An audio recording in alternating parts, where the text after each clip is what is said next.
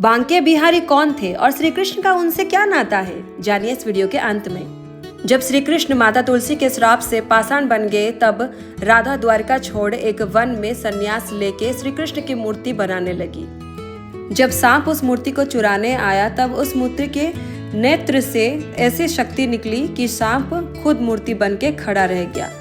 और राधा उस मूर्ति के पास जैसे ही आई तो उस मूर्ति से एक अलौकिक रोशनी निकल के एक आदमी प्रकट हुआ। राधा उनसे पूछी कि आप कौन हैं? तब उन्होंने जवाब दिया कि मैं आपकी मूर्ति को खरीदने आया हूँ। लेकिन श्री कृष्ण की वो मूर्ति चोरी हो चुकी थी। दाऊ, राधा और सांप की पत्नी और द्वारका वासी उस मूर्ति को खोजने लगे।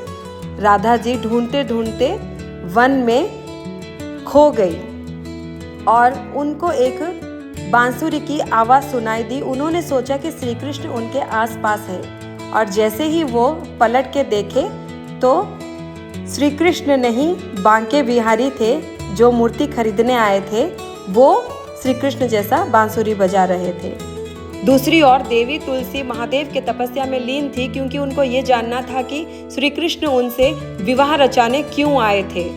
महादेव प्रसन्न होके तुलसी से ये कहे कि बांके बिहारी जी ही आपको सच्चाई बता सकते हैं। दूसरी ओर बांके बिहारी बलदेव ताऊ के साथ वार्तालाप करते हैं और कहते हैं कि मैं ही श्री कृष्ण हूँ।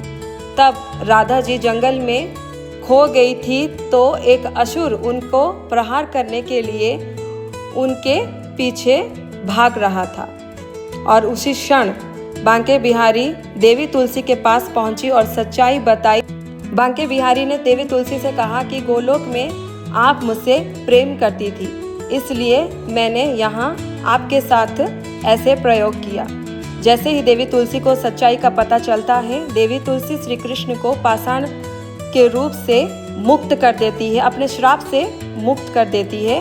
और यहाँ महादेव और माता पार्वती के मन में ये चल रहा है कि श्री कृष्ण पाषाण रूप से मुक्त क्यों नहीं हो रहे हैं। जैसे ही देवी तुलसी ने फूलों का हार श्री कृष्ण के पाषाण रूप पर डाला, वैसे ही श्री कृष्ण नारायण के स्पष्ट रूप में आ गए और तुलसी पौधे के रूप में प्रकट हो गई। मुक्त होकर श्री कृष्ण पहुंचे राधा के पास और उस असुर का अंत सुदर्शन चक्र से किया, जिसने राधा पर प्रहार किया था। उसके बाद श्री कृष्ण बांके बिहारी के रूप में आए और राधा को ये बताना चाहा कि बांके बिहारी श्री कृष्ण का ही एक रूप है। तो बोलो बांके बिहारी लाल की जय।